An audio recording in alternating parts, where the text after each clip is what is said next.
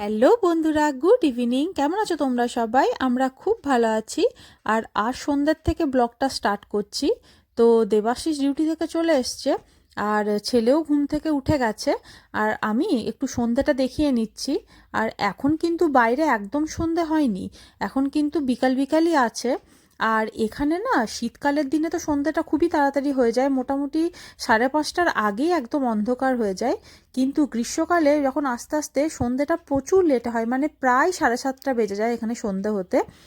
আর তাই এখন হালকা দেরি হচ্ছে, তবে ওই মোটামুটি 6টা 6:30টার টাইম হচ্ছে সন্ধ্যেটা হতে। তো আমি সন্ধ্যে দেখিয়ে একটু আমাদের জন্য চা করে নিচ্ছি, আর ছেলেটাকে দেবাশিস ততক্ষণ দুধটা খাইয়ে দিচ্ছে।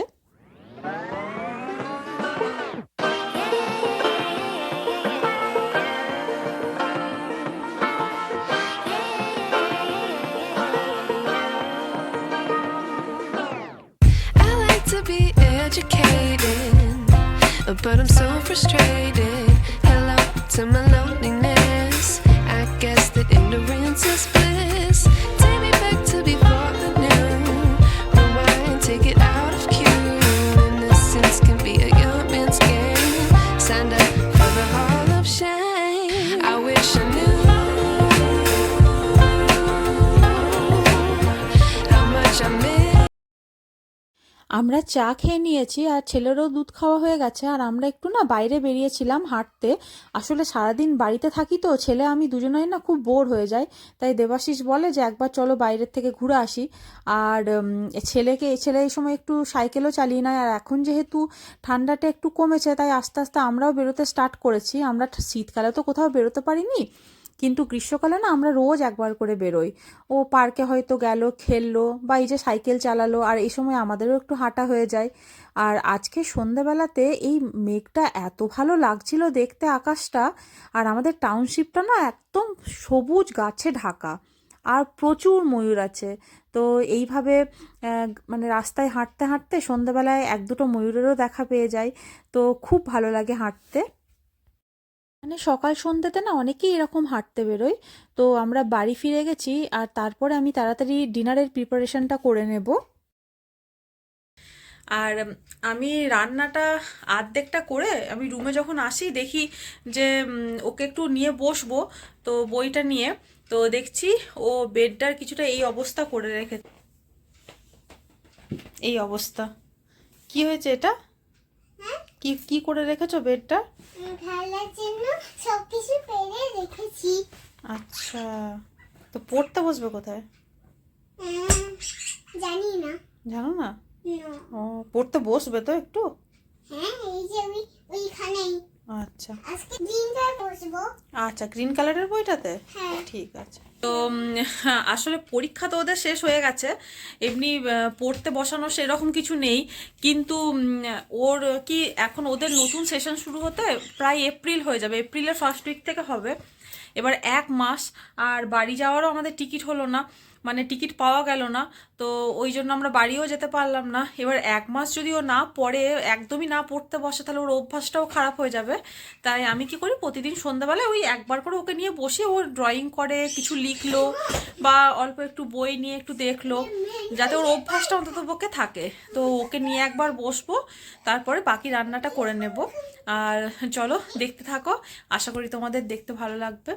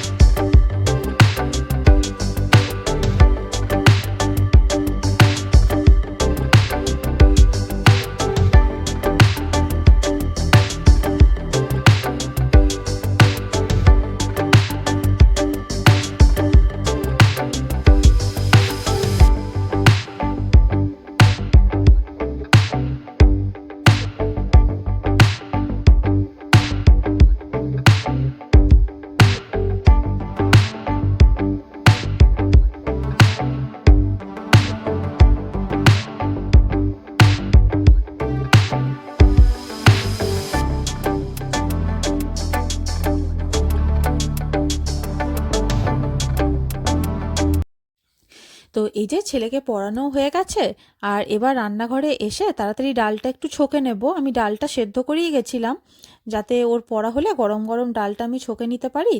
আর ছেলে বললো আজকে ও ডিম সেদ্ধ খাবে না, ও ডিম ভাজা খাবে। তো ওর জন্য ডিম ভাজা করে নেব। আর গরম গরম তারপরে ওকে খাইয়ে তারপরে আমরা খাবো। আর আমার মনে আছে ও যখন একদম ছোট ছিল তখন ও খাবার খেতে প্রায় 1 ঘন্টা টাইম লাগাতো, আর আমি আর দেবাশিস রাত্রে খেতে বসতাম তখন রাত 11টা।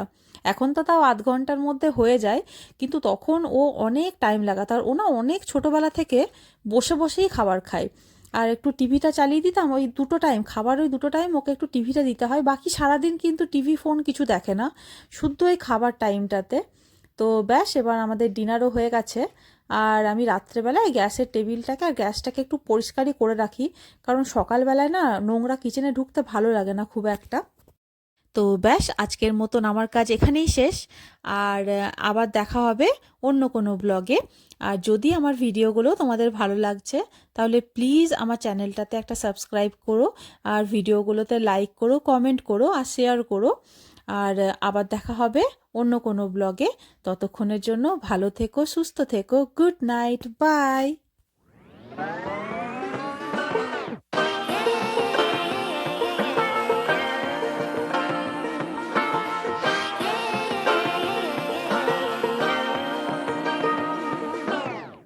I like to be educated, but I'm so frustrated.